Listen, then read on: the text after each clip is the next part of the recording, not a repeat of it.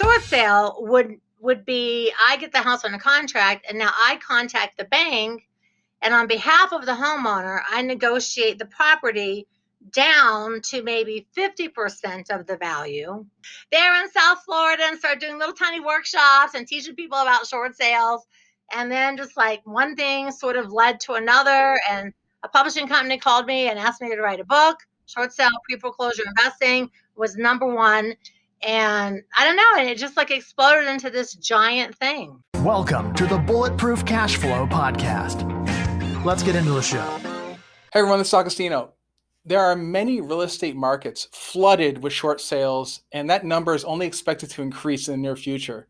Now, with that said, navigating the short sale process is often tricky and may not be right for everyone.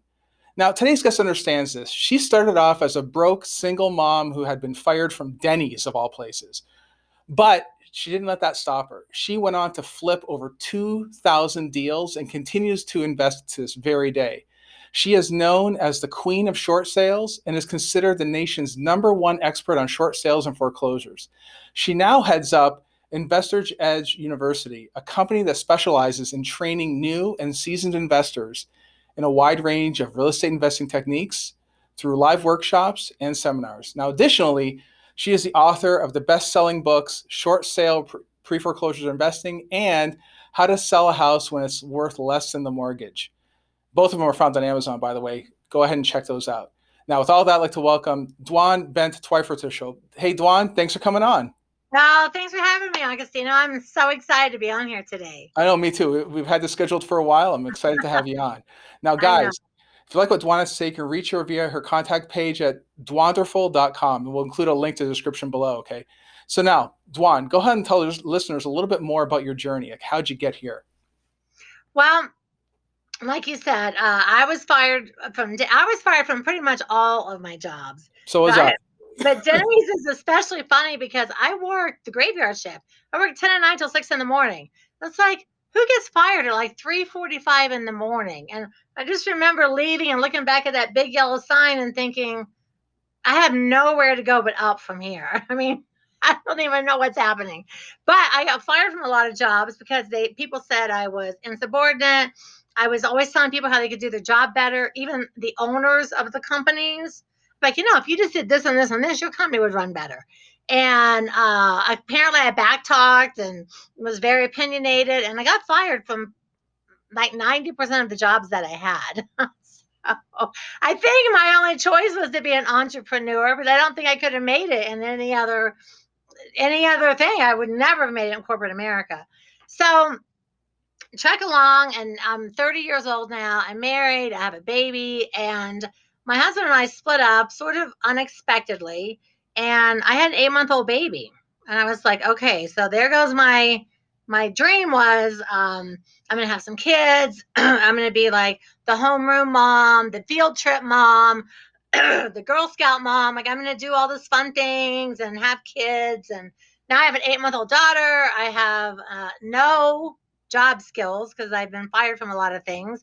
And my husband's gone, and I have no money and no car. I mean, it was really a very dark, he took the money, the car. I mean, it was just dark. It was just a very dark moment. And I was living in Florida. So I'm living in South Florida and the beach and the sunshine. I've been there since I was 19 years old.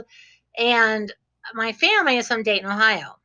So my dad is like, well, you can come back to Dayton, Ohio and move into your old room and bring Ayla and live up here, and you won't have to pay any bills. And I was like, okay, so I can move back to Ohio and live with my dad. And I was thinking, or I could just jump in the ocean and like pray a shark will eat me. That's kind of like when I was like, oh my God, I don't know what to do. So I just made and it's funny because I made a single decision, and the decision was not going to let my daughter be raised in daycare. I waited till I was 30 on purpose, get all my wild ways out. I'm like, I'm not putting her in daycare, so I got to figure it out. And that was when my journey began that led me to real estate investing. So I met a couple guys. They said they bought houses, they fixed them up, and they sell them. And my mind heard, We buy houses and we decorate them and then we sell them. And I'm thinking, I have excellent taste. I can decorate houses. How hard could that be? Not knowing what rehabbing actually really truly was. So I bought my first rehab and I talked to the woman that owned it. And I said, you move out, I'll move in, I'll fix it up, we'll sell it and we'll split the profit. And she's like, okay, that's a good deal. No paperwork, nothing. I didn't know what I was doing. It was like a hug and a handshake. It's like, it is by the grace of God I even made it through the first deal. I'm not, no papers. I don't have the deed. I'm nothing. I have an agreement. That's But funny. it was all done, and it took me a while because after I decorated it and had the custom made blinds and did all the stuff, I thought, man, this house is like looking around. It's like it's a train wreck. It needs so much work, and I didn't know how to rehab. So I literally started going to Home Depot and taking those classes. And I learned how to lay tile, put in toilets, put in kitchens, put up ceiling fans, pressure washing the pool. I mean, I literally learned all of how to rehab. And I rehabbed this house mostly by myself, put it on the market, and I made $22,000. I was like, oh my God, I'm rich. I'm rich. I'm rich. I made $22,000. I'm never going to do anything else. This is what I'm going to do for all the rest of my life. And that was it. And I rehabbed for a few years, and we didn't even have, you have to remember, this is 30 years ago. My daughter is 32. So this is a long time ago. And we didn't have the internet. We didn't have real estate investing groups in every single city. We didn't have any of those things. So I had like no other investors. I didn't know anybody. I was just kind of doing it. So RIA Group opened up in Florida, and I went, and then I started hearing people talk about wholesaling.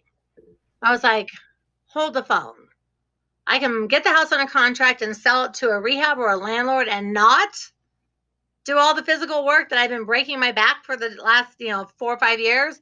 And so that changed everything for me. I started wholesaling, just flipping houses like a crazy woman. And I rehabbed a few still, but like very little because it was a lot of work and I was doing most of it myself. So I was only getting a couple of houses a year done. I thought, well, I'm never going to get rich at this pace. Now, because of that RIA group, I met handymen, I met contractors, I met all these people so I could do 4 or 5 houses at once. But I mean, my first like 3 or 4 years, I was doing everything. It's crazy. I look back and I'm like, oh my God, I was wiring houses. Like, what was I thinking? I don't know what I'm doing. So that kind of like started off the path. And then so I was wholesaling and wholesaling really changed my life because I was doing like 75 deals a year. I was just finding houses, flipping houses, finding houses, flipping houses, and just like going crazy. And that's really when the money started to roll in for me. So I was probably 4 or 5 years in the business before I started making like $500,000, 600,000, like, the numbers were climbing exponentially. And, being from Ohio, everybody up there was like working in factories and making, whatever, $10 an hour or something like that. And I was just like, oh my gosh, I'm making so much money. I'm getting rich. I'm going to be rich. This is going to be the best ever. And I just kept rolling with it. Nice. Nice. Now for those ones, for those people that don't know what a short sale is, what is a short sale? Let's talk about that for a second. Okay. And I have to tell you how I got started in short sales because it's a funny story. Yeah. A short sale is basically you find a homeowner in distress, you get them under contract, and they owe what their house is worth. So maybe they have a $200,000 house and they owe $200,000. So investors go, oh, there's no equity, and they just walk away. So a short sale would be I get the house on a contract, and now I contact the bank, and on behalf of the homeowner, I negotiate the property down to maybe 50% of the value. So if a $200,000 house I'm able to buy for $100,000 that the bank is approving, but I'm still buying it from the homeowner. And now I can wholesale that deal. I can keep it for a rental. I can sell it to a landlord. I can sell it to a rehabber. I can do a subject to. I can do anything I want to do with it. So the gist of it is you're getting the bank to accept less than what's owed as a full payoff. So you're not, and this is a misconception, you're not buying it from the bank. You're buying it from the homeowner in distress with the bank's approval. And then there you end up with what's called a short sale. So decades ago, I'm wholesaling houses, and just money. But back then in the South Florida, I was working like $50,000, $75,000 houses. So I was making like $5,000 a deal. Not a lot, but not bad for 30 years ago. And I remember one of these deals, I got the closing documents, and there was all these fees on there from the bank. And I thought, oh, because I was only going to make like $2,500. And when you're new, if you're expecting 5,000, like in your mind, it's already spent, right? Like It's I true, needed yeah. the whole 5. So I called the bank and I said, listen, I got these closing documents and there's these fees on here, and I can't close this deal unless you can knock those fees off. So the girl on the phone, without even asking her boss, she's like, well, okay, we could do that. Just like that. I was like, she just took Wow. $2,500 off. Like, what the heck? So I'm like, I write down her name and what bank she's from. And so then the next deal I get, I thought, you know what? I'm going to call that bank and see if I can get them to knock off some fees. Now, I still at this point don't know what a short sale is. People aren't even necessarily using the term. They're still calling it shorting, discounting the mortgage. There's not like a clear term. So I get the next deal. And I call the bank and I'm like, hey, I need you to take off like $5,000 in these attorney's fees. The deal's not going to work. And she also, let me put you on hold. Puts me on hold and comes back and says, okay, we can waive those fees. And I was like, what's happening right now? I'm 2 for 2. So I don't have the guts yet to ask for a bigger discount. So I do 4 or 5 deals and I'm just asking for like 5,000 off, but now I'm making 10,000 a deal. So I just like doubled my income. And then I get this one house and I thought, you know what? I'm going to go in. They owed like 93,000 or something. And I offered like 35,000 bucks. I said, the house is a wreck. I'm not going to be able to do it. She's like, well, let me call you back. And she literally called me back the same day. She says, we can take 38,000. And I was like, oh my God. So I'm like 30, 48, 58, 68, 78, 88, 98. I'm like, oh my God. So then I was like, okay, this is something. I found something. I don't know what it is yet, but I have discovered this. And this is like by accident. Nobody I know is doing this. No one's calling the banks. I'm sort of asking other investors. And I'm like, okay, I found something. I just don't know what I found yet. So now I start asking on every single deal. And I'm talking to these people at the bank. The department is called loss mitigation. And as I'm talking to these people, I'm asking questions like, do you guys always do this? What's this called? She's like, well, it's kind of like shorting it, like the stocks. It's a short sale. It's discounting. And I was like, short sale? I like short sale. So then I would be like, hey, so there were only a few banks. So I would call the same rep and say, hey, this is Dwan. Remember that house we did over there? I've got another short sale for you. And now they're like, well, Dwan, I know, but you're asking for these giant discounts. Like I need information. I need something to show that the house is not worth what we think it's worth. So I start putting together my first short sale package. I don't know what I'm doing. I'm literally saying, well, okay, here's what happened to the homeowners. Here's proof of their hardship. Here's a picture of the family. Here's some comps. Here's this, here's that. I'm sending it over. And I'm just getting like deal after deal after deal. And I was like, oh my God, this is something. Short sales. Okay, that's it. So I trademarked it. So I actually had the little R, I have a registered trademark for short sales as it applies to real estate investing.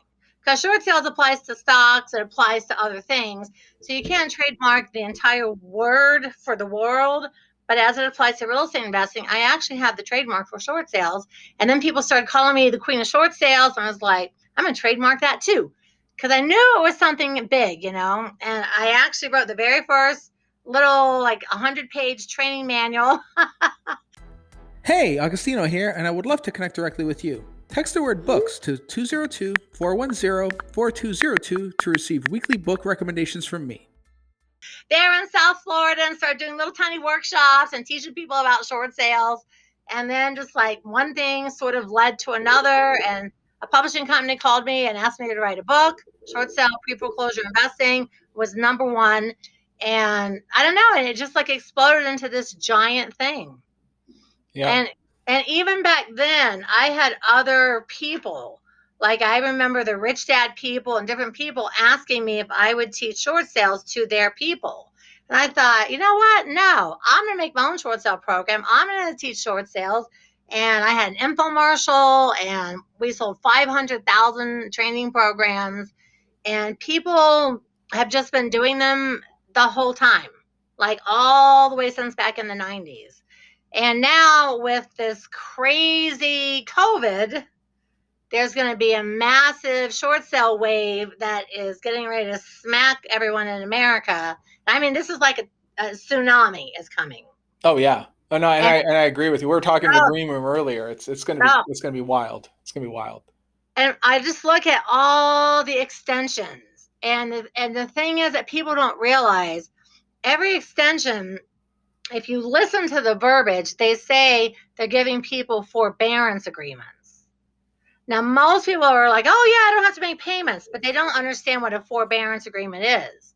So on a forbearance agreement, if your payment's $1,000 a month and you're, 10 payments behind and you owe $10,000 to the bank, they take what you owe and they divide it over X amount of months, a year, 2 years, 18 months. So say they divide that up over whatever, 20 months, then you make your regular $1,000 payments, and now this $500 payment's on top of that. So your payment just increased by half. So it's 1,000, now it's 1,500. That's what a forbearance agreement is. And in a forbearance agreement, every single person that's behind and at the foreclosure status point is in foreclosure the entire time they're trying to make their payments back. So when they miss a single payment, the bank can sell their house at the foreclosure sale.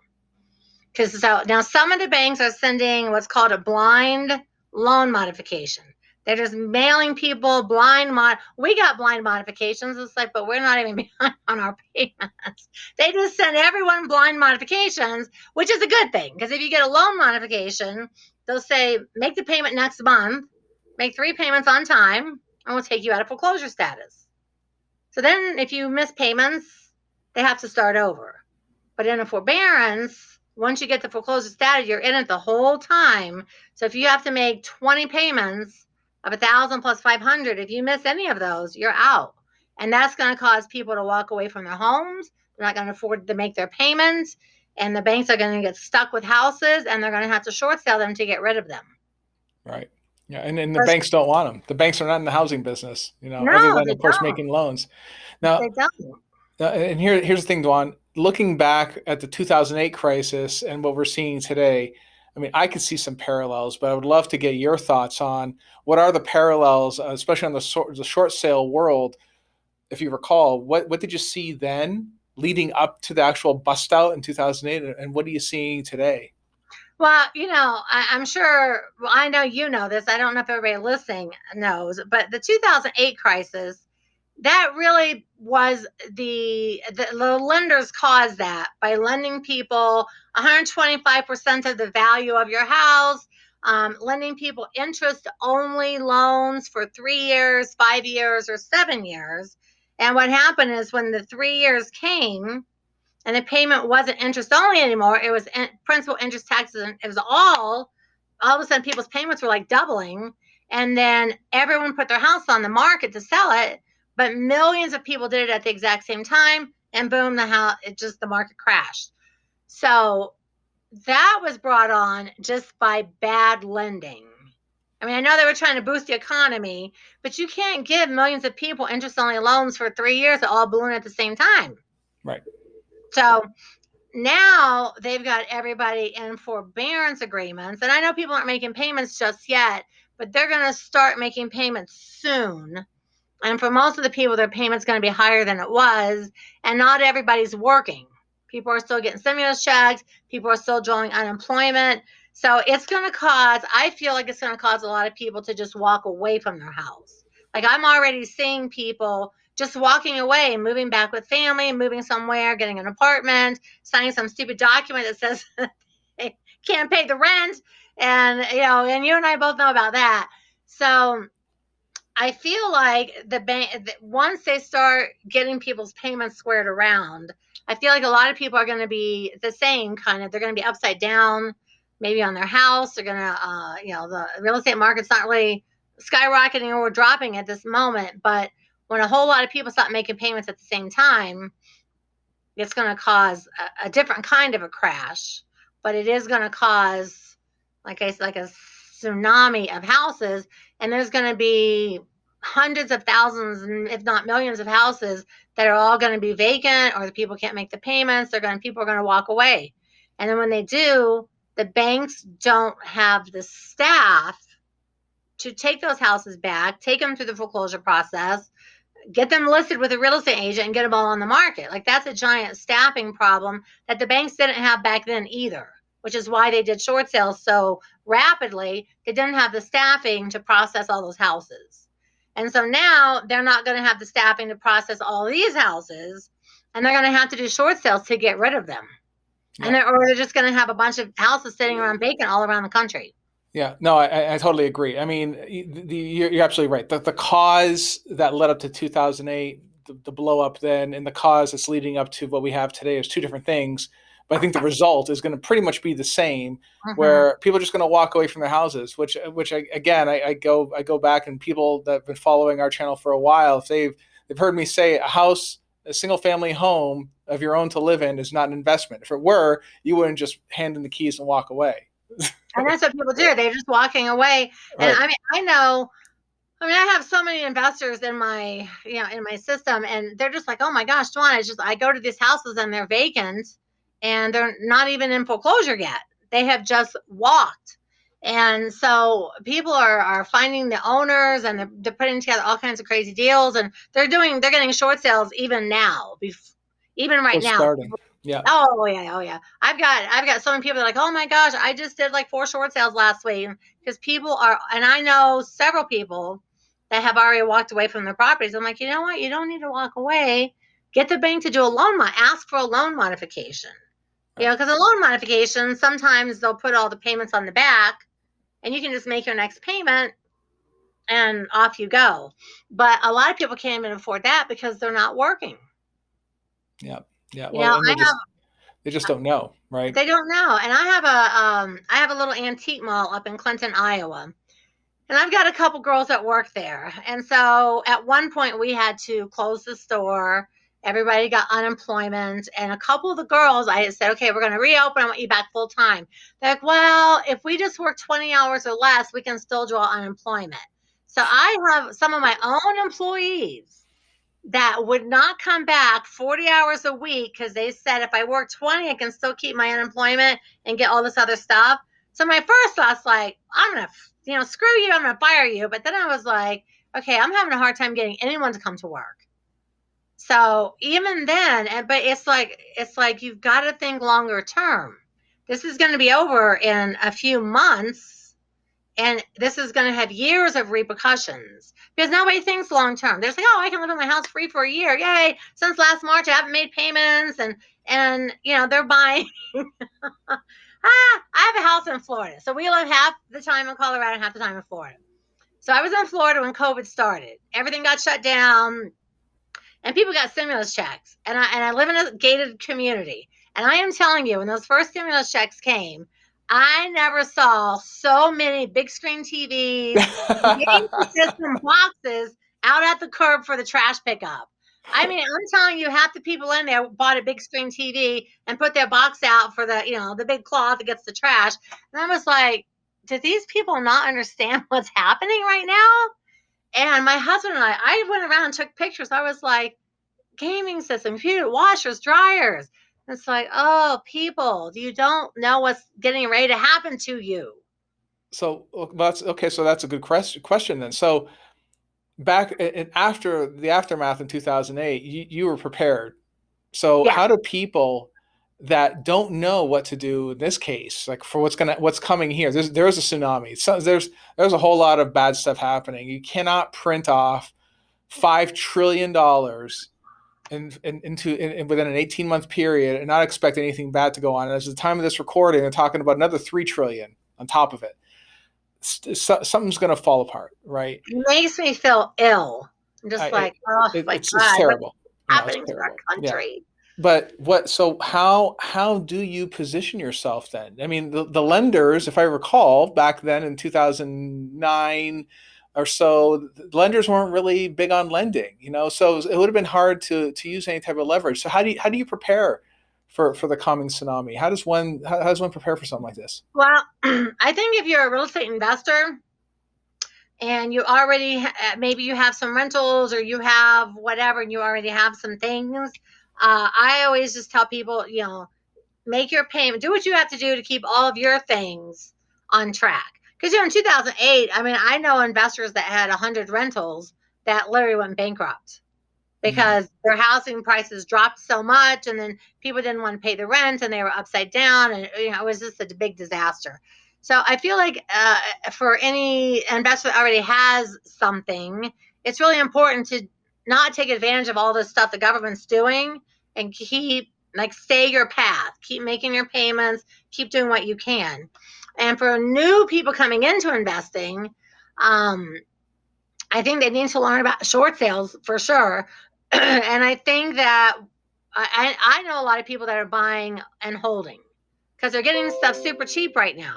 So they're like, you know what? I'm going to buy and hold and buy and hold and buy and hold. And maybe they're not getting rent this very second, but a lot of landlords are really stepping up. And I know a ton of rehabbers that are rehabbing, 15, 20, 30 houses at a time, just a single little crew, because there are a lot of people that will still be able to be first-time home buyers. But the prices are going to be cheaper because people are buying houses like crazy right now. There's so many people that are buying houses, but the property values, as soon as everyone starts defaulting, the property values are going to drop. So as real estate investors, we're going to have houses that are upside down. And if you know how to do short sales and you can go in and approach these homeowners and say, hey, I've got a way out of your situation.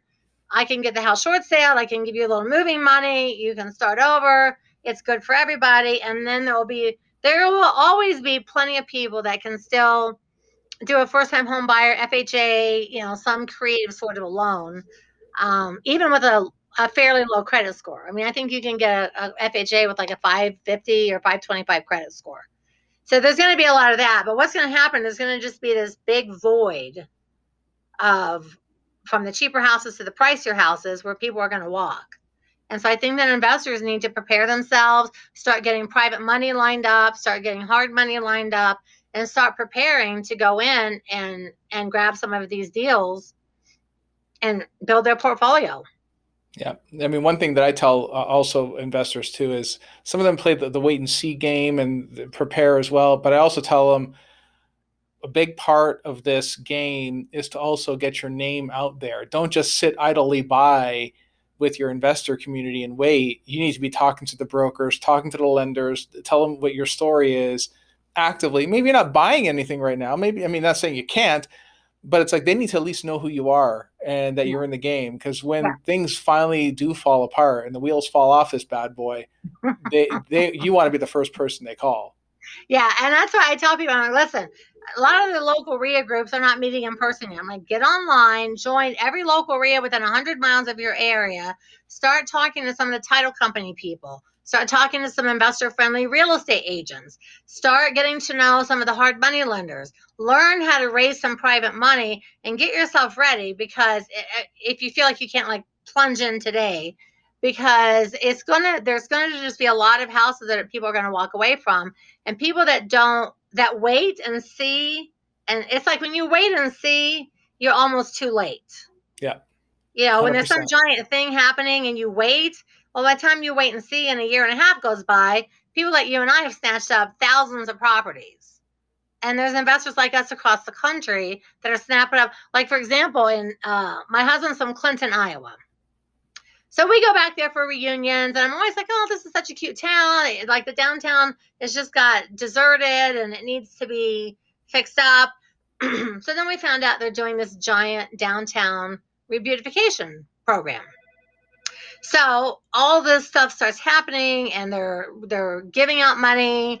They're giving you all these crazy tax. If you own it for 10 years, you don't have to pay capital gains. Like there's all these incentives to buy in the opportunity zone.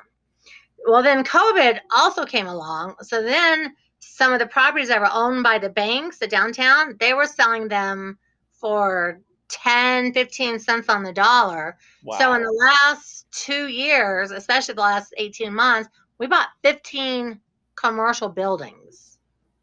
Like one, they were asking $250. The bank sold to us for $40,000. Oh my God. That's a great buy. Yeah. And so, but we have, so it was, at first we were just going to buy a couple, but then it's like the deals were just really good. And that bank owned a lot because it's like a deserted downtown. And they're trying to bring it back with like little diners and cafes and antiques and shopping and make it like, it's on the river, like a trendy little riverfront town. And a few investors from California bought a couple of buildings like 2 years ago, but at a much higher price. Well, we met with the mayor. We went to the two little local banks and met with the bank presidents. What do you guys have? What are you sitting on? What do you need to get rid of? And we negotiated like 13 or 12 of those deals from the little tiny bank and got them for and a couple of them we got the bank to finance 100% for us. Oh my God. What a great deal. Great deal. So we ended up, I was like, okay, we'll buy like 4 or 5 buildings.